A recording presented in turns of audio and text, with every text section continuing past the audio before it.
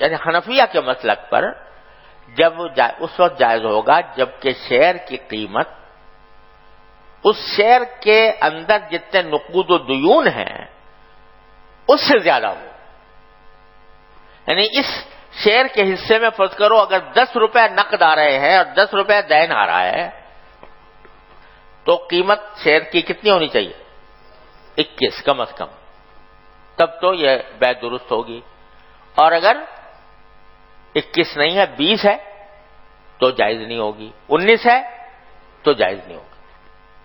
بات سمجھ میں آئی؟ تو اس سے یہ معلوم ہوتا ہے جو لوگ کہتے ہیں نا کہ آج کل غلاموں اور باندیوں کے جو مسائل ہیں ان کو پڑھنے کی کیا ضرورت ہے. تو ان غلاموں باندیوں کے مسائل سے بہت سے اصول اور قواعد نکلتے ہیں, اور اگرچہ وہ غلام باندی نہیں رہے اس لہذا ان کا حکم ان کے احکام نہیں جاری, ان کا احکام کی ضرورت نہیں رہی, لیکن اس سے جو اصول نکل رہے ہیں وہ ہمارے بہت سے معاملات کے اوپر منطبق ہوتے ہیں. بات سمجھ میں آ گئی بھائی؟ یہ ایک بہت بڑا مسئلہ ہے جو بڑی تجارتوں کے اندر یہ سلسلہ چل رہا ہے, اور اس کے اندر اسی پر بحثیں ہو رہی ہیں اور لوگ اس کے اوپر تحقیقات کر رہے ہیں. وہ سب اس حدیث سے یہ بات نکلتی ہے. سمجھ گیا بھائی؟ چلو. وبه قال حدثنا محمد بن يوسف قال حدثنا سفيان عن يحيى بن سعيد عن نافع عن ابن عمر عن زيد بن ثابت رضي الله عنه وعنهم قال رخص النبي صلى الله عليه وسلم أن تباع العرايا بخرصها تمرا. وبه قال حدثنا عبد الله بن محمد قال حدثنا ابن عيينة عن ابن جريج عن عطاء أنه سمع جابر بن عبد الله رضي الله عنهما وعنهم نهى النبي صلى الله عليه وسلم عن المخابرة والمحاقلة وعن المزابنة وعن بيع الثمر حتى يبدو صلاحه وأن لا يباع إلا بالدينار والدرهم إلا العرايا. وبه قال حدثنا يحيى بن قزعة قال حدثنا مالك عن داود بن الحسين عن أبي سفيان مولى بن أبي أحمد عن أبي هريرة رضي الله عنه قال رخص النبي صلى الله عليه وسلم في بيع العرايا بخرصها من الثمن فيما دون 5 أوسق أو قال في 5 أوسق شك داود في ذلك. وبه قال حدثنا زكريا بن يحيى قال حدثنا أبو أسامة قال أخبرني الوليد بن كثير قال أخبرني بشير بن يسار مولى بني حارثة أن رافع بن خديج وسهل بن أبي حثمة حدثاه أن رسول الله صلى الله عليه وسلم نهى عن المزابنة بيع الثمر بالتمر إلا أصحاب العرايا فإنه أذن لهم. قال وقال ابن إسحاق حدثني بشير مثله. یہ سب حدیث عرایا کی لائے ہیں اسی وجہ سے نا کہ صاحب عریہ کو باغ میں داخل ہونے کا وقت ہوتا ہے. صلی اللہ تعالی علیہ وسلم. وبالسند المتصل منا إلى الإمام الهمام الحافظ الحجة أمير المؤمنين في الحديث أبي عبد الله محمد بن إسماعيل بن إبراهيم بن المغيرة بن البردزبة الجعفي البخاري رحمه الله تعالى ومتعنا بعلومه وبركاته آمين. قال حدثنا محمد قال أخبرنا جرير عن المغيرة عن الشعبي عن جابر بن عبد الله رضي الله تعالى عنهما وعنهم قال غزوت مع النبي صلى الله عليه وسلم فقال كيف ترى بعيرك أتبيعنيه؟ قلت نعم فبعته إياه فلما قدم المدينة غزوت إليه بالبعير فأعطاني ثمنه. بسم اللہ الرحمن الرحیم الحمد للہ رب العالمین والصلاة والسلام علی رسولہ الکریم وعلی آلہ واصحابہ اجمعین اما بعد. کل جو جاگیر کے بارے میں نے بات کہی تھی, جاگیری نظام کا بھی ذکر کیا تھا, تو اس میں ایک بات کی وضاحت کر دینا مناسب ہے. وہ یہ کہ میں نے کہا تھا کہ وہ جاگیری نظام جو اصل میں یورپ سے شروع ہوا تھا اور پھر بر صغیر میں بھی انگریزوں کے ذریعے آیا, تو اس کے نتیجے میں یہاں بھی جاگیردار پیدا ہوئے, تو اس کی قباحتیں یہاں پر بھی ظاہر ہوئیں. اب اس نظام کو ختم کرنے کے لیے کہ وہ نظام ختم ہو, اس کے لیے کیا طریقہ اختیار کرنا چاہیے, تو پچھلی کچھ حکومتوں میں زرعی اصلاحات کے نام سے کچھ کارروائیاں کی گئی. ایک مرحوم ایوب خان مرحوم کے زمانے میں زرعی اصلاحات کا ایک قانون نافذ کیا گیا، جس میں یہ کہا گیا کہ کسی شخص کو مثلا شاید 200 ایکڑ کی حد مقرر کی تھی کہ 200 ایکڑ سے زیادہ زمین کا کوئی اگر مالک ہے تو اس کی جو 200 ایکڑ سے زیادہ زمینیں ہیں وہ اس سے واپس لے لی جائیں گی. پھر بھٹو صاحب مرحوم کے زمانے میں قانون آیا دوسرا زرعی اصلاحات کا، اس میں 200 ایکڑ کو گھٹا کر 100 ایکڑ کر دیا گیا کہ 100 ایکڑ سے زیادہ جس کی زمینیں ہوں گی وہ ضبط کر لی جائیں گی. بظاہر کہا جاتا ہے، یہ کہا گیا کہ یہ اقدام اس لیے کیا جا رہا ہے تاکہ یہ جو بڑے بڑے جاگیردار ہیں جنہوں نے بہت ساری زمینوں پر قبضہ کر رکھا ہے اور اپنی سلطنت قائم کی ہوئی ہے، تو ان کو ختم کرنے کے لیے یہ قانون لایا گیا. لیکن حقیقت یہ ہے کہ یہ جو گزوں اور ایکڑوں کے حساب سے زمینوں کی مقدار مقرر کر دی جاتی ہے یا کی گئی ہے، اس سے جاگیری نظام کی خرابیوں کا کوئی حل نہیں نکلتا. اس لیے کہ پہلی بات یہ ہے کہ اگر کسی شخص کی ملکیت میں حقیقی اور صحیح اور جائز اور حلال ملکیت میں کوئی زمین ہے تو وہ کتنی بھی ہو شرعی اعتبار سے وہ ضبط بلا معاوضہ ضبط کر لینے کا کوئی جواز نہیں ہوتا. اور اگر وہ ناجائز طریقے سے حاصل کی گئی ہے تو پھر 100 ایکڑ ہو یا 200 ایکڑ ہو یا 5 ایکڑ ہو یا 1 ایکڑ ہو وہ بھی ضبط کرنی چاہیے. تو اصل بات یہ تھی کہ جو زمینیں جاگیریں اس زمانے ہمارے زمانے میں موجود ہیں ان میں سے بہت سی جاگیریں وہ ہیں کہ جو انگریزوں نے بڑے بڑے زمینداروں کو یا اپنے خاص نمائندوں کو رشوت کے طور پر دی تھی. جو مجاہدین آزادی تھے جو ہندوستان کو انگریز کے غلامی سے آزاد کرانا چاہتے تھے، وہ چاہتے تھے کہ انگریز جائے، اور کچھ لوگوں نے انگریزوں کا ساتھ دیا اور ان کی وفاداری کی تو اور قوم سے غداری کی. تو ان غداری کے صلے میں انگریز نے ان کو بڑی بڑی جاگیروں سے نوازا. تو جن لوگوں نے وہ غداری میں زمینیں لی ہیں تو ان کو یہ کہنا کہ 100 ایکڑ تو تمہاری ٹھیک ہے اور باقی 100 ایکڑ سے زیادہ جو ہے وہ تم سے ہم لے لیں گے. جب غداری کے نتیجے میں ہوئی ساری کی ساری تو پھر 100 کے 100 ایکڑ نہیں، وہ پوری ان سے ضبط کرنی چاہیے. یہ 100 ایکڑ 200 ایکڑ کا کیا سوال پیدا ہوتا ہے؟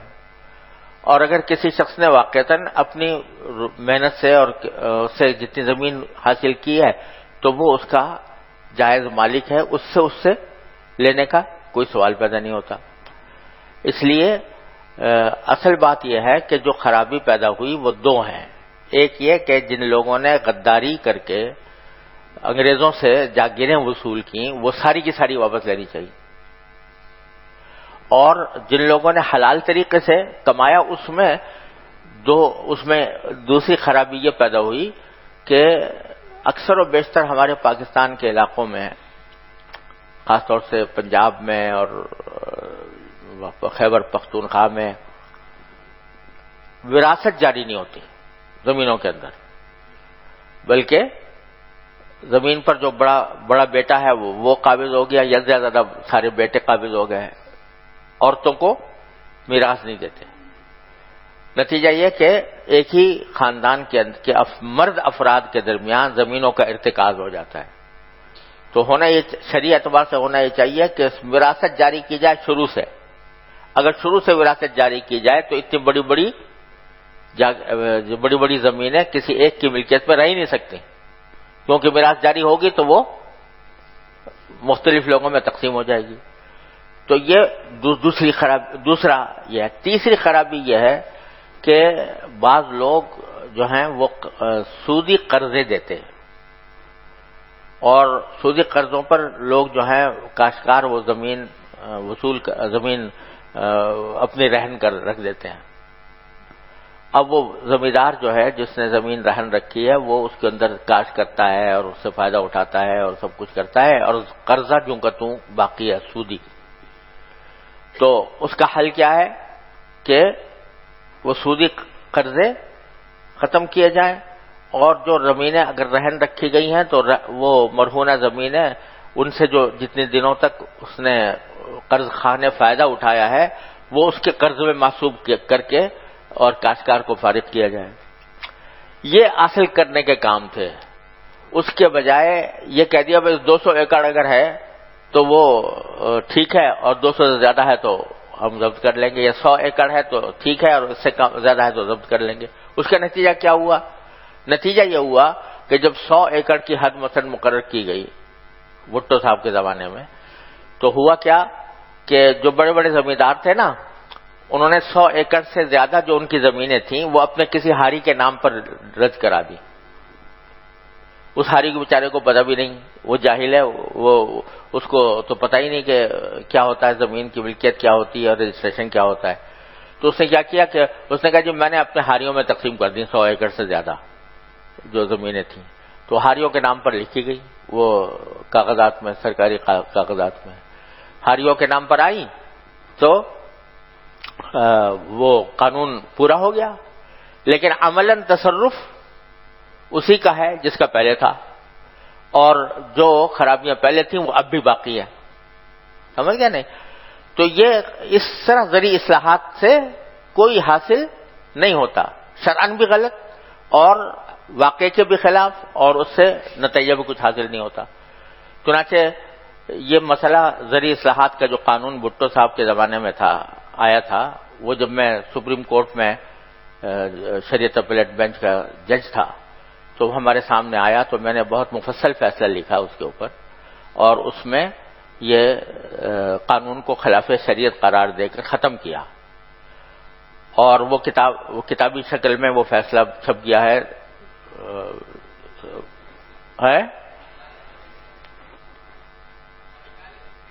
اس میں نہیں ہے، الگ کتاب چھپی ہے، تحدید ملکیت، زمین کی ملکیت اور اس کی تحدید کے نام سے، اس میں ہے، اس میں ساری تفصیل کی. اب چونکہ اس زمانے میں اشتراکیت کا بہت زور تھا تو یہ کہتے ہیں زمین کی ملکیت ہی نہیں ہونی چاہیے، تو اس واسطے اس میں ساری دلائل جو تھے اشتراکیوں کے، کمیونسٹوں کے، سب تفصیل کے ساتھ اس کا جواب دیا گیا.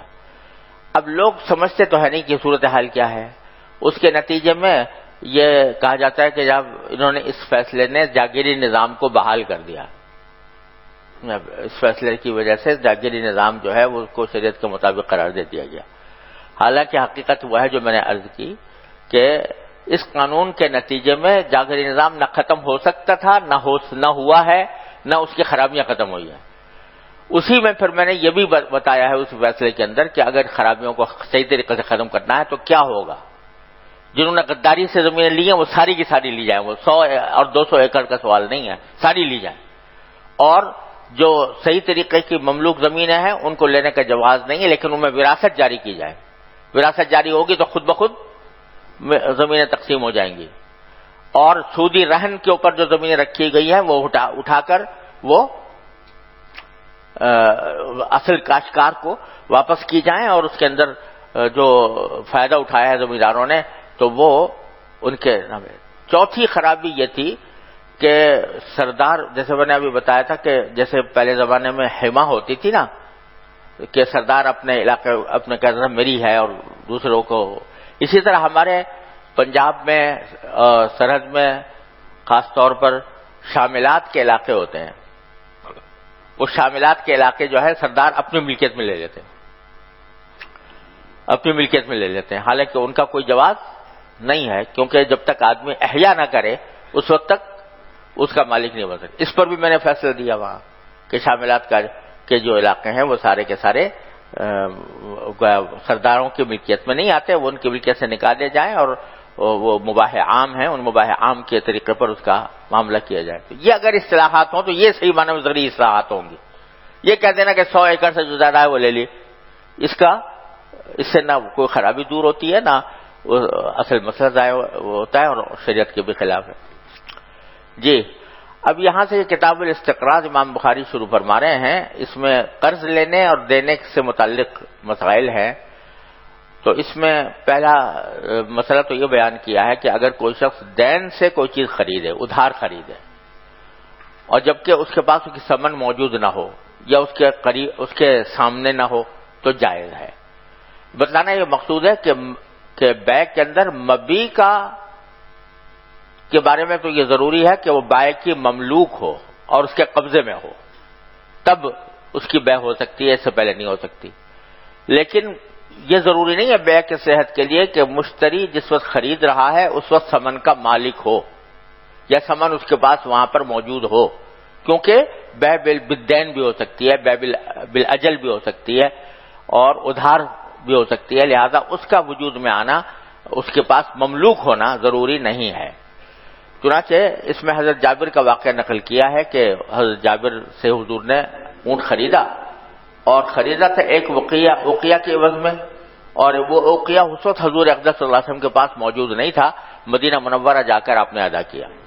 جی، وبه قال حدثنا معل بن أسد قال حدثنا عبد الواحد قال حدثنا الأعمش قال تذاكرنا عند إبراهيم الرهن في السلم فقال حدثني الأسود عن عائشة رضي الله تعالى عنها وعنهم عن النبي صلى الله عليه وسلم اشترى طعاما من يهودي إلى أجل ورهنه درع من حديد.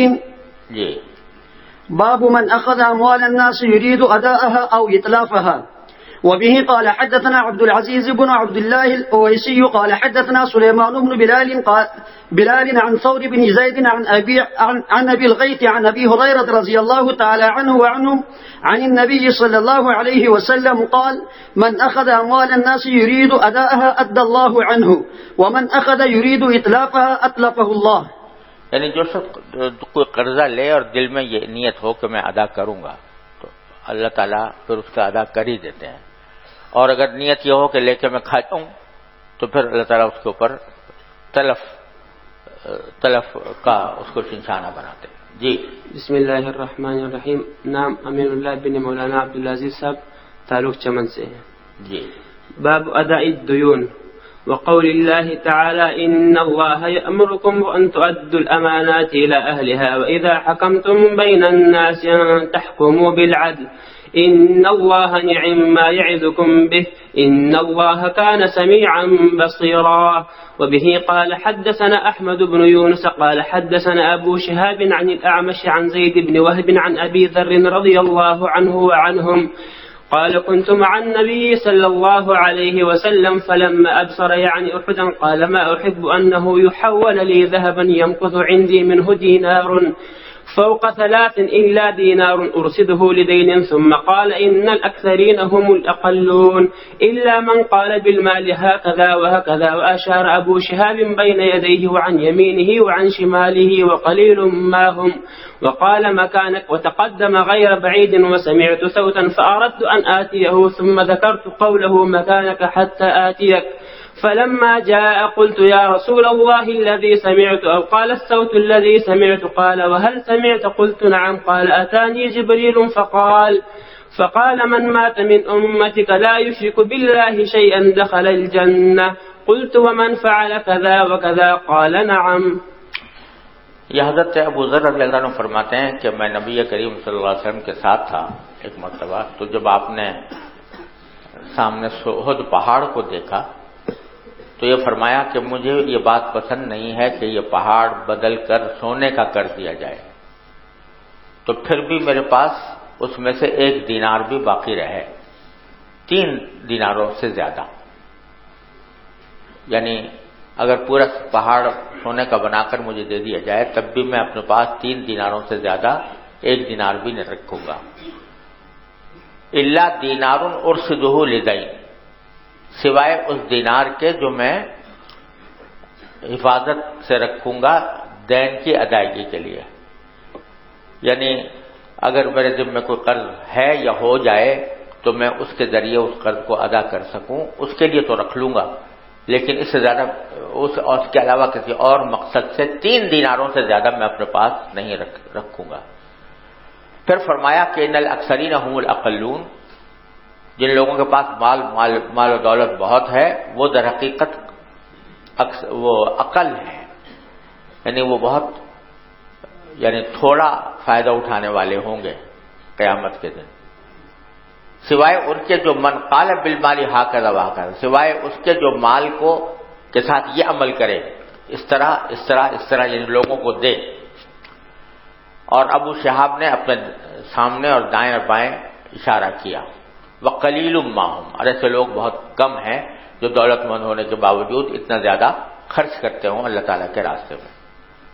وقال مکانک، اس کے بعد حضور نے فرمایا کہ ذرا اپنی جگہ پر ٹھہرے رہو، وہ تقدم غیر بعید، پھر آپ آگے گئے لیکن بہت دور نہیں، تو میں نے ایک آواز سنی تو میں نے ارادہ کیا کہ آپ کے پاس جاؤں، لیکن ساتھ میں مجھے آپ کی بات یاد آئی کہ آپ نے فرمایا تھا کہ مکان اپنے پاس اپنی جگہ پر رہنا حتی آتیہ، تو میں تو وہیں کھڑا رہا۔ فلما جاء، جب آپ تشریف لائے تو میں نے عرض کیا کہ یا رسول اللہ الذی سمعت، یہ کیا بات تھی جو میں نے سنی، آواز آئی تھی، یا یہ کہا کہ الصوت الذی سمعت، وہ آواز کیا تھی جو میں نے سنی تھی؟ تو حضرت حضور نے پوچھا کیا تم نے سنا تھا؟ قلت نعم، تو قال اتانی جبرائیل فقال من مات من امتی لا یشرک باللہ شیئا، میرے پاس جبریل علیہ السلام آئے تھے اور انہوں نے یہ کہا تھا کہ آپ کی امت میں سے جو شخص بھی اس حالت میں مرے کہ اللہ کے ساتھ کسی کو شریک نہ ٹھہراتا ہو تو دخل الجنہ، وہ جنت میں داخل ہوگا۔ تو میں نے پوچھا، حضرت ابو ذر فرماتے ہیں ومن فعل کذا وکذا، کہ جو ایسا کرے یعنی زنا صدقہ وغیرہ کرے تب بھی کیا داخل ہوگا؟ قال نعم، تو آپ نے فرمایا کہ ہاں، یعنی آخر کار اپنی سزاؤں کو بھگتنے کے بعد پھر جنت میں آخر میں داخل ہوگا۔ جی۔ وبه قال حدثنا أحمد بن شبيب بن سعيد قال حدثنا أبي عن يونس قال ابن شهاب حدثني عبيد الله بن عبد الله بن عتبة قال أبو هريرة رضي الله عنه وعنهم قال رسول الله صلى الله عليه وسلم لو كان لي مثل أحد ذهبا ما يسرني أن لا يمر علي 3 وعندي منه شيء إلا شيء أرصده لدين، رواه صالح وعقيل عن الزهري رحمه الله. باب استقراض الإبل. وبه قال حدثنا أبو الوليد قال حدثنا شعبة قال أخبرنا سلمة بن كهيل قال سمعت أبا سلمة بمن يحدث عن أبي هريرة رضي الله عنه وعنهم أن رجلا تقاضى رسول الله صلى الله عليه وسلم فأغلظ لهم فهم به أصحابه فقال دعوه فإن لصاحب الحق مقالا، واشتروا له بعيرا فأعطوه إياه وقالوا لا نجد إلا أفضل من سنه، قال اشتروه فأعطوه إياه فإن خيركم أحسنكم قضاء. یہ حدیث پہلے گزر گئی ہے، مسئلہ بھی گزر چکا. جی. باب حسن التقاضي. وبه قال حدثنا مسلم قال حدثنا شعبة عن عبد الملك بن عمير عن ربعي عن حذيفة رضي الله عنه وعنهم قال سمعت النبي صلى الله عليه وسلم يقول مات رجل فقيل له ما كنت تقول؟ قال كنت أبايع الناس فأتجوز عن الموسر وأخفف عن المعسر فغفر له. قال أبو مسعود رضي الله عنه سمعت من النبي صلى الله عليه وسلم.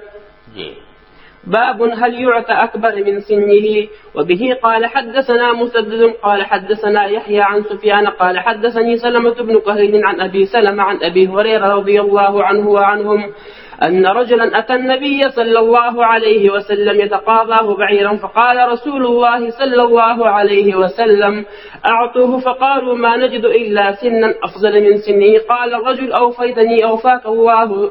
فقال رسول الله صلى الله عليه وسلم أعطوه فإن من خير الناس أحسنهم قضاء. من خيار الناس، من خيار الناس أعطوه فإن من خيار الناس أحسنهم قضاء. بسم اللہ الرحمن الرحیم. نام ہے عرفان اللہ، ذلبن سے تعلق ہے. بسم اللہ الرحمن الرحیم. باب حسن القضاء.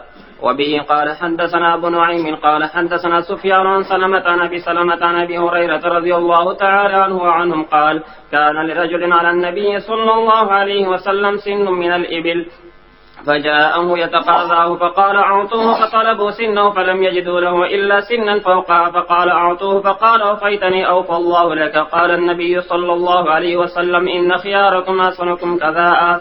وبه قال حدثنا خلاد بن يحيى قال حدثنا مسعر قال حدثنا محارب بن دثار عن جابر بن عبد الله رضي الله تعالى عنه وعنهم قال أتيت النبي صلى الله عليه وسلم وهو في المسجد قال مسعر أراه قال ضحى فقال صل ركعتين وكان لي عليه دين فقضاني وزادني.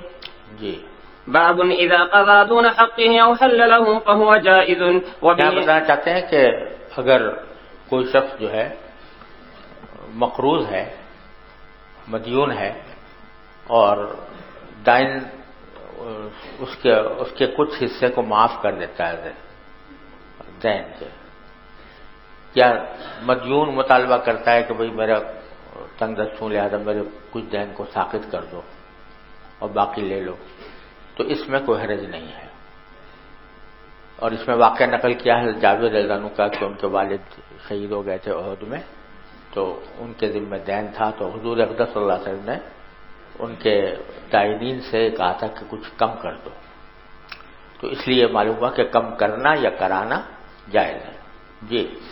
وبه قال حدثنا عبدان قال أخبرنا عبد الله قال أخبرنا يونس عن الزهري قال حدثني ابن كعب بن مالك أن جابر بن عبد الله رضي الله تعالى عنه وعنهم أخبره أن أباه قتل يوم أحد شهيدا وعليه دين فاشتد الغرماء في حقوقهم فأتيت النبي صلى الله عليه وسلم فسألهم أن يقبلوا ثمر حائتي ويحللوا أبي فأبوا فلم يعطهم النبي صلى الله عليه وسلم حائتي وقال سنعد عليك فعدا علينا حين أصبح فطاف بالنخل ودعا في ثمرها بالبركة فجددتها فقضيتهم وبقي لنا من ثمرها. یہ آپ نے مغازی میں حدیث تفصیل سے پڑھ لی ہوگی تو اسی کی طرف اشارہ ہے. جی. باب اذا قاص او جاز فهو في الدين فهو جائز تمرا بتمر او غيره. وبه یہ مسئلہ یہ بتلانا چاہتے ہیں یہاں پر کہ اموال ربویہ میں جب تبادلہ ہو تو اس میں مجازفت تو جائز نہیں ہوتی، بلکہ وزن بوزن یا کیلن بکیلن ہونا چاہیے. جیسے کھجور کا تبادلہ کھجور سے ہو رہا ہے تو اس میں کیل کر کے ہی دینا چاہیے اور برابر سرابر ہونا چاہیے. لیکن مجازفت اس لیے جائز نہیں کہ اس میں تفاضل کا احتمال رہتا ہے جو ربا ہو جاتا ہے نا. لیکن اگر کسی کے ذمے فرض کرو کہ قرض ہے تو قرض کا قاعدہ یہ ہوتا ہے کہ جتنا قرض لیا گیا تھا اتنا ہی ادا کیا جائے. لیکن اگر بالفرض کوئی مقروض یہ کہتا ہے بھئی یہ مثلا کھجوریں قرض ہیں کسی کے ذمے، کھجوروں کا ڈھیر پڑا ہوا ہے، وہ کہتا ہے بھئی یہ لے لو تم اپنے دین کے عوض میں یہ لے لو، تو وہ اگر اس کو منظور کر لے تو جائز ہے. حالانکہ مجازفتاً ہو رہا ہے اور اموال ربویہ ہیں لیکن جائز ہے. کیوں جائز ہے؟ اس لیے کہ وہ مجازفت ناجائز ہوتی ہے جو اصل عقد میں مجازفت ہو. مثلا اگر فرض کرو قرض دیتے وقت اس نے یہ قید لگائی تھی کہ میں دوں گا مجازفتاً تمہیں، تو جائز نہیں ہوگا. لیکن جبکہ قرض میں تو یہ بات طے تھی کہ جیسا لیا ہے ویسے ہی دیا جائے گا، لیکن ادائیگی کے وقت میں اگر وہ صلح کر لیں اس کے اوپر کہ مجازفتاً دائن کہتا ہے مجازفتاً لے لوں گا، یہ ڈھیر لے لوں گا میں، تو کوئی اس میں مذائقہ نہیں ہے. ایسا ہی ہے جیسے پیچھے حسن قضا کی حدیثیں گزری ہیں کہ اگر زیادتی کو قرض کے اندر شرط لگایا جائے تب تو وہ کیا ہوگا؟ ربا ہوگا. لیکن جبکہ شرط نہیں لگایا ادائیگی کے وقت میں کچھ زیادہ دے دیا تو یہ جائز ہے. اسی یا کم اس نے قبول کر لیا یہ بھی جائز ہے. اسی طرح مجازفت بھی جائز ہے. اور استدلال کر رہے ہیں حضرت جابر کی یہی واقعے سے کہ شروع میں حضور اقدس صلی اللہ علیہ وسلم نے ان سے کہا تھا کہ کچھ کم کر دو، وہ مانے نہیں، تو پھر آپ نے کہا حضور اقدس صلی اللہ علیہ وسلم نے فرمایا کہ تم جب کھجوریں پکیں تو مجھے بلا لینا. تو آپ تشریف لے گئے اور پھر آپ نے اس وقت پیشکش کی کہ بھائی یہ جو ڈھیر پڑا ہوا ہے یہ لے لو، سمجھے نا. اگرچہ انہوں نے اس کو بھی منظور نہیں کیا، پھر کیل کر کے ہی لی، لیکن حضور نے پیشکش کی تھی تو معلوم ہوا کہ ایسا پیشکش کرنا جائز ہے. جی. وبه قال حدثنا إبراهيم بن المنذر قال حدثنا أنس عن هشام عن وهب بن كيسان عن جابر بن عبد الله رضي الله تعالى عنه وعنهم أنه أخبره أن أباه توفي وترك عليه 30 وسقا لرجل من اليهود فاستنظره جابر فأبى أن ينذره فكلم جابر بن عبد الله رضي الله تعالى عنه رسول الله صلى الله عليه وسلم ليشفع له إليه فجاء رسول الله صلى الله عليه وسلم فكلم اليهودي ليأخذ ثمر نخله بالتي له فأبى فدخل رسول الله صلى الله عليه وسلم النخل فمشى فيها ثم قال لجابر جد له فأوف له الذي له فجده بعدما رجع رسول الله صلى الله عليه وسلم فأوفاه 30 وسقا وفضلت له 17 وسقا فجاء جابر رسول الله صلى الله عليه وسلم ليخبره بالذي كان فوجده يصلي العصر فلما انصرف أخبره بالفضل فقال أخبر ذاك ابن الخطاب فذهب جابر إلى عمر رضي الله تعالى عنه فأخبره فقال له عمر لقد علمت حين مشى فيها رسول الله صلى الله عليه وسلم ليباركن فيها. باب من استعاذ من الدين. وبه قال حدثنا أبو اليمان قال أخبرنا شعيب بن الزهري وحدثنا إسماعيل قال حدثني أخي عن سليمان عن محمد بن أبي عتيق عن ابن شهاب عن عروة عن عائشة رضي الله تعالى عنها وعنهم أخبرته أن رسول الله صلى الله عليه وسلم كان يدعو في الصلاة اللهم إني أعوذ بك من المأثم والمغرم فقال له قائل ما أكثر ما تستعيذ من المغرم قال إن الرجل إذا غرم حدث فكذب ووعد فأخلف. یعنی حضور اقدس صلی اللہ علیہ وسلم پناہ مانگتے تھے اس بات سے کہ مدیونیت سے، مدیونیت سے، اور اس کی وجہ بیان فرمائی کہ جب آدمی مدیون ہوتا ہے اذا غرم حدث فکذب، تو پھر وہ بعض اوقات بات کرتا ہے تو جھوٹ بولتا ہے، ووعد فأخلف، وعدہ کرتا ہے تو خلاف ورزی کرتا ہے، کیونکہ ٹال مٹول کرتا ہے یا کہتا ہے کل دے دوں گا پھر کل کو بھی نہیں دیتا. اس قسم کی خرابیاں پیدا ہوتی ہیں مغرم سے، اس واسطے میں نے اس سے پناہ مانگی ہے. جی بسم اللہ الرحمن الرحیم. نام محمد یاسین، والد کا نام نور الحسن، کراچی سے تعلق ہے. جی. باب الصلاة على من ترك دينا. وبه قال حدثنا أبو الوليد قال حدثنا شعبة عن عدي بن ثابت عن أبي حازم عن أبي هريرة رضي الله تعالى عنهم عن النبي صلى الله عليه وسلم قال من ترك مالا فلورثته ومن ترك كلا فإلينا. کوئی شخص مال چھوڑ کے جائے تو اس کے ورثہ کا ہوگا، اور کوئی شخص کوئی محتاج چھوڑ کر جائے یعنی اس کے بیوی بچوں میں محتاج ہیں لوگ، فإلینا، تو وہ ہماری ذمہ داری ہے، یعنی ہم ان کی دیکھ بھال کریں گے اور ان کی نان نفقے کا انتظام کریں گے. تو بیت المال میں اگر گنجائش ہو تو پھر یہ فریضہ بیت المال کے اوپر عائد ہوتا ہے کہ جو لوگ محتاج ہیں ان کے نفقے کا انتظام بیت المال سے کیا جائے. جی. وبه قال حدثنا عبد الله بن محمد قال حدثنا أبو عامد قال حدثنا فليح عن هلال بن علي عن عبد الرحمن بن أبي عمرة عن أبي هريرة رضي الله تعالى عنه وعنهم أن النبي صلى الله عليه وسلم قال ما من مؤمن إلا وأنا أولى به في الدنيا والآخرة اقرأوا إن شئتم النبي أولى بالمؤمنين من أنفسهم فأيما مؤمن مات وترك مالا فليرثه عصبته من كان ومن ترك دينا أو ذيعا فليأتني فأنا مولاه. جی. باب مثل الغني ظلم. وبه قال حدثنا مسدد قال حدثنا عبد الله عن معمر عن همام بن منبه أخي وهب بن منبه أنه سمع أبا هريرة رضي الله تعالى عنه وعنهم يقول قال رسول الله صلى الله عليه وسلم مثل الغني ظلم. یعنی غنی کا ٹال مٹول کرنا کہ اس کے ہے غنی، وہ تنگ دست نہیں ہے، تو اس کو چاہیے کہ وقت پر اپنا دین ادا کر دے، لیکن وہ وقت پر ادا نہیں کرتا بلکہ تاخیر کرتا ہے، ٹال مٹول کرتا ہے، تو یہ ظلم ہے. جی. باب لصاحب الحق مقال. ويذكر عن النبي صلى الله عليه وسلم أنه قال لي الواجد يحل عرضه وعقوبته. قال سفيان رحمه الله عرضه يقول مطلتني وعقوبته الحبس. یہ دوسری حدیث ہے کہ اس میں حضور اقدس صلی اللہ علیہ وسلم نے ارشاد فرمایا کہ لی الواجد یحل عرضہ وعقوبتہ. لئی کے معنی وہی ہیں جو مطل کے ہیں، ٹال مٹول کرنا، اور واجد کے معنی وہی ہیں جو غنی کے ہیں، یعنی جس کے پاس مال موجود ہو وہ واجد ہے. تو اس کا ٹال مٹول کرنا اور اپنے اوپر جو حق واجب ہے اس کا ادا نہ کرنا یا اس میں تاخیر کرنا، یہ اس شخص کی آبرو کو بھی حلال کر دیتا ہے اور اس کی سزا کو بھی حلال کر دیتا ہے.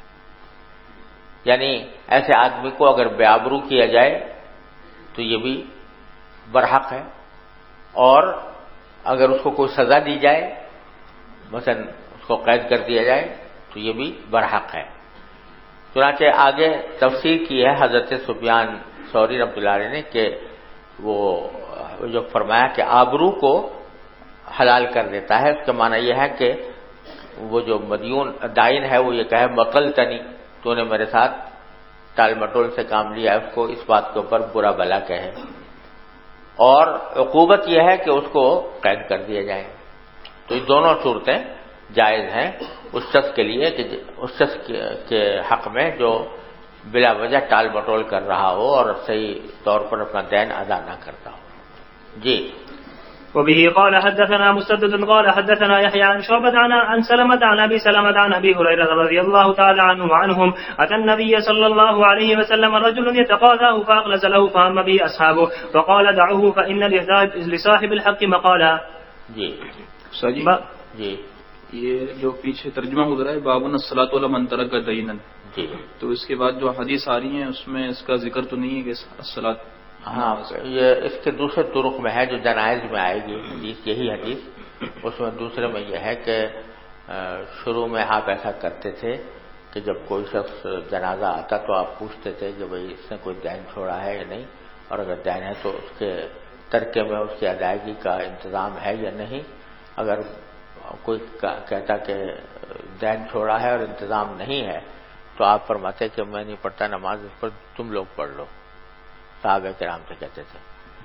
بعد میں جب کہ اللہ تعالیٰ نے وسعت عطا فرما دی تو پھر آپ نے فرمایا کہ اگر کوئی شخص مدیون مرا ہے یا کل چھوڑ کر گیا ہے تو میں اس کا ذمہ دار ہوں. اس طرح اس سیاق میں آئی ہے حدیث.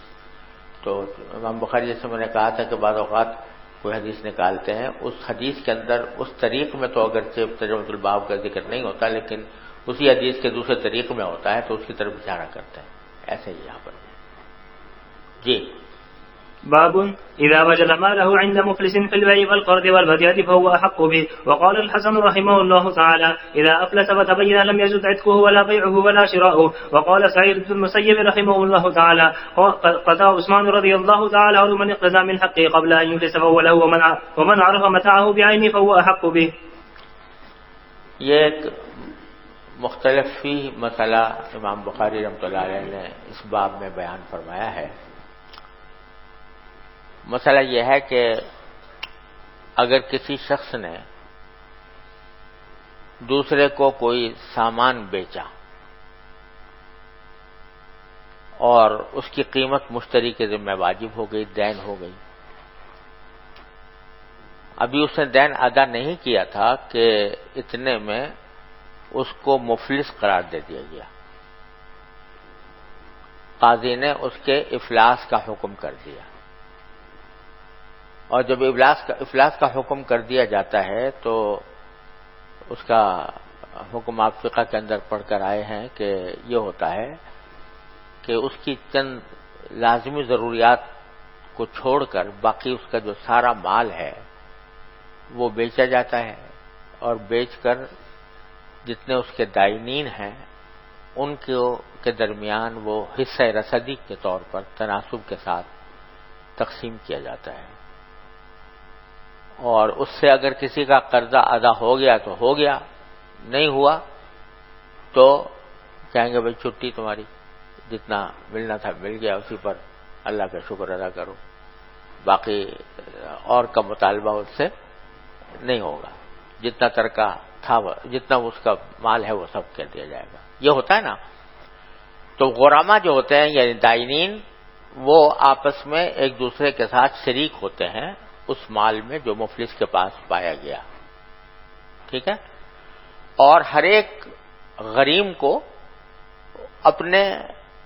اپنے دین کے بقدر حصہ ملتا ہے.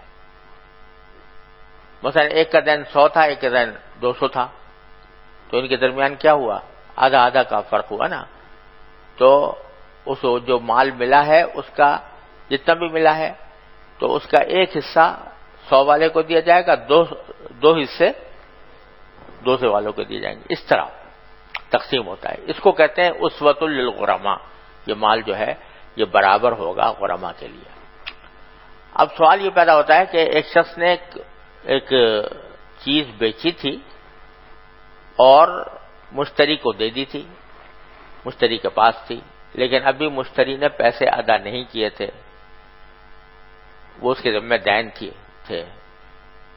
تو جب بعد میں اس کے اوپر حکم بالافلاس ہوا تو کیا بائع کو یہ حق ہے کہ وہ اپنی مبیع جو اس نے بیچی تھی بعین ہی اس کے پاس موجود ہے مشتری کے پاس، وہ لے کے بھاگ جائے، یا یہ کہ وہ بھی اس کے مال کے اندر شامل ہو کر بکے اور پھر حصہ رسدی اس کو ملے، جس کو اس والے الغرماء کہتے ہیں. یہ مسئلہ ہے. ائمہ ثلاثہ یہ فرماتے ہیں کہ جس شخص نے اپنا کوئی مال بیچا تھا اور وہ بعین ہی مفلس کے پاس موجود تھا تو بائع زیادہ حقدار ہے اس مال کا، اور وہ اگر چاہے تو جا کر اس مبیع کو لے لے اور اس میں دوسرے غرماء شریک نہیں ہوں گے. سمجھ رہے؟ اور امام ابو حنیفہ رحمۃ اللہ فرماتے ہیں کہ نہیں، بلکہ وہ مال جو ہے اب مفلس کا ہو گیا اور دین اس کے ذمہ واجب ہے. جس طرح اور دائنین ہیں اسی طرح یہ بائع بھی ایک دائن ہے، تو جو معاملہ دوسرے دائنین کے ساتھ کیا جائے گا وہی اس بائع کے ساتھ بھی کیا جائے گا. لہذا یہ دوسرے غرماء کے ساتھ شریک ہوگا، اسوہ للغرماء ہوگا. سمجھ گئے؟ یہ ہے حنفیہ کا مسلک. ائمہ ثلاثہ اس حدیث سے استدلال کرتے ہیں جو آگے امام بخاری نے روایت کی ہے کہ رسول اللہ صلی اللہ علیہ وسلم فرمایا کہ من ادرک مالہ بعینہ عند رجل او انسان قد افلس فهو احق به من غیرہ، کہ کوئی شخص اگر اپنا مال بعین ہی پائے کسی شخص کے پاس جو مفلس ہو گیا تو وہ پانے والا زیادہ حقدار ہے اس مال کا دوسروں سے. اپنا مال بعین ہی پا لیا تو وہ اس کا زیادہ حقدار ہے دوسروں کے مقابلے میں، یعنی وہ اسوہ نہیں ہوگا دوسروں کے ساتھ بلکہ اس کو اپنا مال اٹھا کر لے جانے کا حق حاصل ہے. حنفیہ کہتے ہیں کہ یہاں یہ ہے نا مالہ بعینہ، اپنا بعین ہی مال پالے کوئی تو بے شک وہ حقدار ہے. وہ اپنا بعینی مال کس طرح کہ مثلا اس نے اس کے پاس امانت رکھوایا ہوا تھا، وہ پا لیا، بے شک وہ حقدار ہے کہ لے جائے، وہ اس والے غرماء نہیں ہوگا. کسی نے عاریتاً کوئی چیز دے رکھی تھی تو وہ اس کے تفلیسہ میں شامل نہیں ہوگی، بلکہ یہ معیر جو ہے یہ اس کا زیادہ حقدار ہے کہ وہ لے جائے، کیونکہ اس کا اپنا بعینی مال ہے. یا کسی نے غصب کر رکھا تھا، مفلس نے غصب کر کے کوئی مال رکھا ہوا تھا تو وہ حصل میں مغصوب منہ کا تھا، اس نے بعین ہی پا لیا اپنا تو بے شک وہ حقدار ہے، لے جائے. مقبوض علی صوم الشراء ہے، یعنی ابھی بیع ہوئی نہیں تھی، دیکھنے کے لیے کہ بھئی بیع کرے نہ کرے، وہ اپنے گھر میں لے گیا تھا اور وہ بعین ہی پا لیا تو بے شک حقدار ہے کہ لے جائے. سمجھ رہے نا؟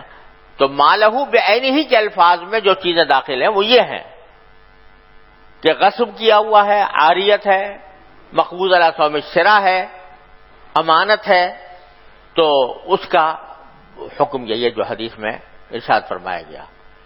لیکن جب ایک بیع منعقد ہو چکی اور بیع ہوئی ادھار اور ادھار پر بائع راضی ہوا تو اب اس میں اور دوسرے دائنین میں کوئی فرق نہیں، پھر اس والے الغرماء ہے. وہ سمجھ میں آتا نہیں؟ تو یہ حنفیہ کا موقف ہے. تو حنفی کہتے ہیں یہ بیع کے اوپر محمول نہیں ہے بلکہ کائے پر محمول ہے؟ غصب پر، عاریت پر، امانت پر، مقبوض اعلی صوم الشراء پر. یہاں بیع کا لفظ حدیث میں نہیں ہے. البتہ بعض طرق اس حدیث کے ایسے ہیں جس میں بے کا لفظ بھی موجود ہے. سمجھے نا؟ میں نے تکمیل فتح الملب میں اس حدیث کے تمام طرق کا استقصاء کیا ہے کہ کتنے طرق سے یہ حدیث مروی ہے. اس میں سے صرف 2 طریق ایسے ہیں جس میں بے کا لفظ ہے، باقی جو ہیں ان میں بے کا لفظ نہیں ہے. تو اس میں یہ کہا جا سکتا ہے کہ بعض اوقات ایسا بھی ہوتا ہے کہ راوی جو ہے بالمعنی روایت کرتے ہوئے اپنی فہم کے مطابق کوئی لفظ استعمال کر لیتا ہے، تو راوی نے اس کو بے سمجھا، اس واسطے بے روایت کر دیا. یہ بھی ہو سکتا ہے کہ بے سے مراد وہاں پر مقبوض اعلی صوم الشرا ہو. تو جب زیادہ تر طرق ایسے آ رہے ہیں جس میں بے کا لفظ موجود نہیں ہے، تو پھر اس کو جو قواعد کلیہ ہیں انہی کے مطابق عمل کرنا چاہیے. اور اس کی تائید اس بات سے بھی ہوتی ہے کہ حضرت علی رضی اللہ تعالیٰ عنہ نے یہ فیصلہ ایسا ہی کیا. حضرت عمر کا بھی ایک فیصلہ ایسا ہی ہے اور حضرت علی کا بھی ایسا ہی ہے. سمجھے نا؟ تو اب حضرت عمر کا واقعہ جو ہے وہ صحیح سند سے مروی ہے کہ ان کے زمانے میں ایک شخص تھا جو اونٹنیاں خرید کے اور لوگوں کو حج پہ لے جایا کرتا تھا. اونٹنیاں خریدی ادھار اور حج پر لے گیا لوگوں کو، ان سے کرایہ ورایہ وصول کرنا ہوگا، لیکن بعد میں وہ مفلس ہو گیا، پیسے دینے کی پوزیشن میں نہیں تھا، حالانکہ اونٹنیاں اس نے خریدی ہوئی تھیں اور پیسے اس کے ادا نہیں کیے تھے. تو حضرت عمر نے کیا کیا کہ ان اونٹنیوں کو بیچا اور بیچ کر تمام دائنین سے کہا کہ بس جو کچھ اس کی قیمت آئی ہے اس میں آپس میں تم تقسیم کر لو. تو حالانکہ یہ مبی تھی اونٹنیاں اور بائے نے بیچی تھی. ایسا نہیں کیا حضرت عمر نے کہ جس بائے نے اونٹنیاں بیچی تھی اس کو کہا ہوتا کہ تم اونٹنیاں لے جاؤ اور باقی پھر ہم اور سامان جو ہے وہ تقسیم کریں گے، بلکہ ان کو بھی تفلیسے میں شامل کیا. حضرت علی کا ایک فیصلہ بھی یہ ہے کہ اگر کسی شخص نے کوئی چیز بیچی اور وہ بعینہ ہی بائے نے پالی تو بائے اس کا حقدار نہیں، وہ عصمۃ للغرماء کے الفاظ ہیں اس میں کہ وہ دوسرے غرماء کے ساتھ برابر کا شریک ہوگا. یہ حدیث ابن حزم نے محلہ میں روایت کی ہے حضرت علی سے، لیکن اگرچہ اس پر اعتراض کیا ہے کہ خلاف اس کے راوی ہیں، حضرت علی سے روایت کر رہے ہیں، حضرت علی سے ان کا سماع نہیں ہے، لہذا یہ حدیث منقطع ہے. لیکن خود ابن حزم نے بہت سے مقامات پر خلاص عن علی کے طریق سے جو حدیثیں روایت کی ہیں ان سے استدلال کیا ہے خود. تو یہ تو انصاف کی بات نہیں ہے کہ ایک جگہ آدمی استدلال کرے دوسری جگہ نہ کرے. تو اس لیے حنفیہ کے ہاں یہ حضرت علی کا فیصلہ ثابت ہے. سمجھ گیا بھائی؟ تو فرماتے ہیں امام بخاری نے جمہور کی تائید کی ہے یہ میں ثلاثہ کی. وہ فرماتے ہیں اذا وجد مالہ عند مفلس فی البیع والقرض والودیعہ، اگر بین ہی مال پالے چاہے بیع کے ذریعے وہ مال گیا ہو یا قرض کے ذریعے یا ودیعہ کے ذریعے، فهو احق به، تو وہ اس کا زیادہ حقدار ہے. وقال الحسن، اور حسن بصری رحمۃ اللہ نے فرمایا کہ اذا افلس وتبین، اگر کسی کوئی شخص مفلس ہو گیا اس کا افلاس ظاہر ہو گیا تو لم یجوز عتقہ ولا بیعہ ولا شراؤہ، تو اس کا آزاد کرنا یا بیع کرنا یا شراء کرنا درست نہیں. یہ بات متفق علیہ ہے کہ جب کسی شخص کو مفلس قرار دے دیا گیا تو اب اس کو اپنے مال میں تصرف کا حق نہیں رہتا سوائے اس کی اپنی ذاتی ضروریات کے جو اس کو دی جاتی ہیں، تھوڑا بہت کھانا اور کپڑا وغیرہ. اور پھر فرمایا کہ وقال سعید بن المسیب قضا عثمان، حضرت عثمان نے یہ فیصلہ فرمایا کہ من اقتضى من حقه قبل ان يفلس فهو له، جس کسی شخص نے اپنا حق وصول کر لیا مدیون کے مفلس ہونے سے پہلے تو وہ اسی کا ہے.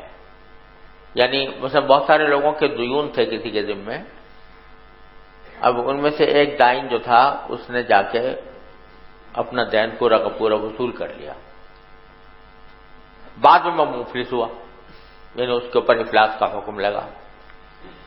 تو یہ نہیں کہا جائے گا اس شخص سے جو وصول کر کے لے گیا ہے کہ بھائی اب تم بھی اپنا مال واپس لے کے آؤ اور پھر ہمارے ساتھ اس تفلیسے میں شامل ہو، یہ نہیں کہا جائے گا، بلکہ جس نے لے گیا پہلے افلاس سے پہلے لے گیا تھا نا، تو وہ اس کا ہے، اس میں دوسروں کے حق کا حق نہیں ہوگا، اور یہ حنفیہ کا بھی قول یہی ہے۔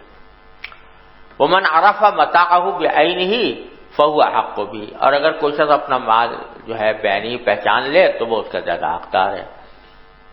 تو اس سے مراد ہمارے نزدیک وہی ہے بعینہ مال کا پانے کا، کہ امانت ہو یا عاریت ہو یا غصب ہو یا مقبوض علاقہ میں شرا ہو تو بے شک وہ لے جائے۔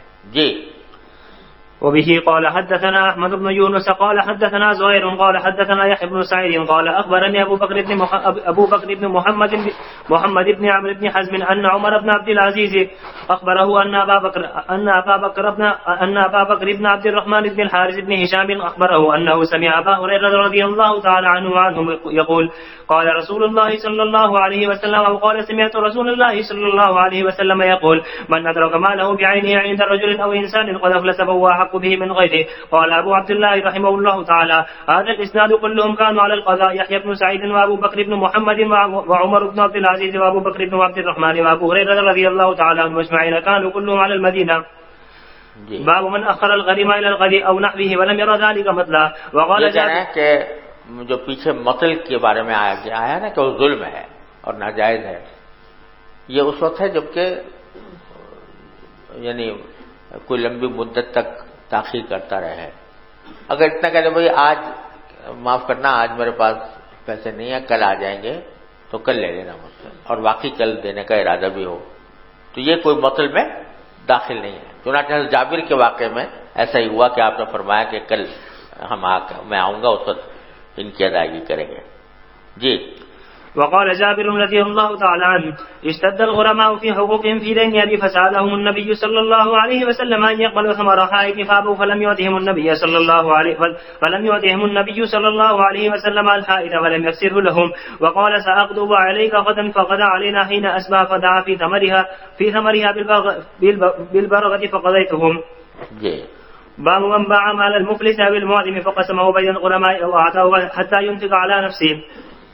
اب یہ کہہ رہے ہیں کہ یہ بھی ہو سکتا ہے کہ مفلس جس کے اوپر افلاس کا حکم لگا دیا گیا، یا معدم یعنی وہ شخص اگرچہ افلاس کا حکم اس پر نہیں لگایا گیا لیکن اس کے بعد ہے ہی نہیں کچھ، تو ان دونوں کے لیے امام کو یہ حاصل ہے کہ اس کے مال کو بیچ کر غرماء میں تقسیم کریں۔ سمجھے نا،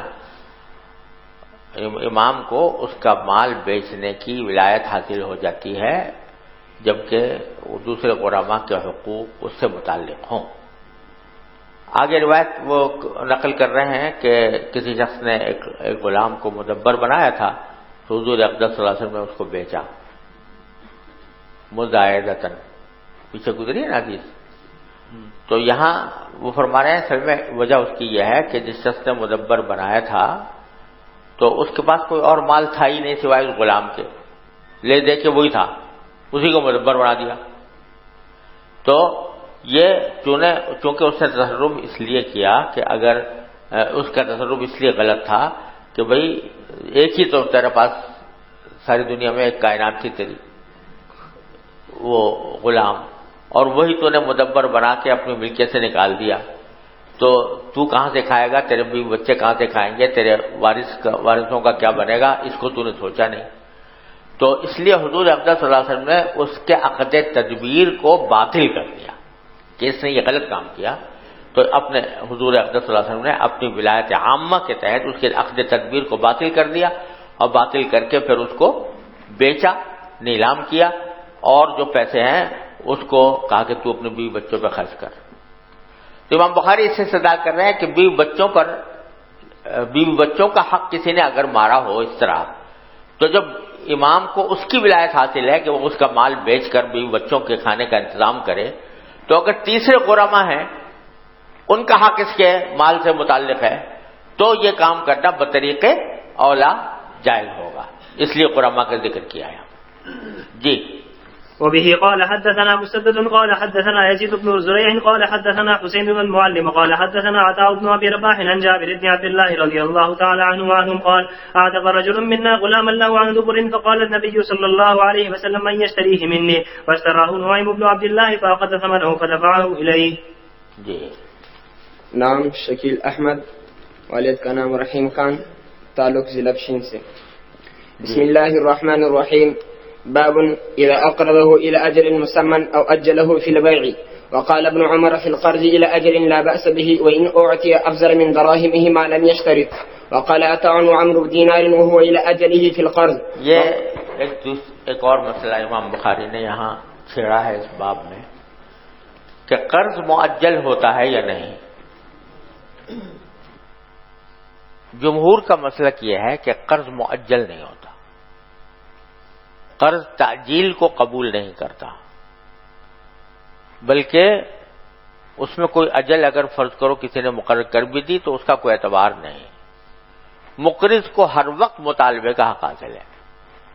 بیع کے اندر یہ تھا نا، میں نے بتایا تھا کہ بیع مؤجل ہو سکتی ہے، جس کے معنی یہ ہے کہ اس اجل سے پہلے بائع کو ثمن کے مطالبے کا حق نہیں ہوتا. یہ معنی ہوتا ہے مؤجل ہونے کا. تو قرض مؤجل نہیں ہوتا، اس کے معنی یہ کہ مقرض کو ہر وقت یہ حق حاصل ہے کہ وہ کہے بھائی سب دے دو مجھے، صبح دیا شام کو لے لے، 1 گھنٹے بعد لے لے، جب چاہے لے لے. اور اگر کوئی اجل اس میں مقرر کی بھی جاتی ہے تو وہ محض ایک وعدہ ہوتا ہے. وہ 1 مہینے تک تمہیں قرض دیتا ہوں. کیا معنی اس کا؟ کہ 1 مہینے سے پہلے میں تم سے مطالبہ کروں گا نہیں. اب اگر کرے گا مطالبہ تو یہ وعدہ خلافی تو ہوگی، لیکن قضاءً وہ اگر اس سے پہلے ہی کہے کہ مجھے کل ہی دے دو واپس، تو اس کو قضاءً یہ کہنے کا حق حاصل ہے. جمہور کا مسئلہ کیا ہے، قرض تعجیل کو قبول نہیں کرتا جمہور کے نزدیک.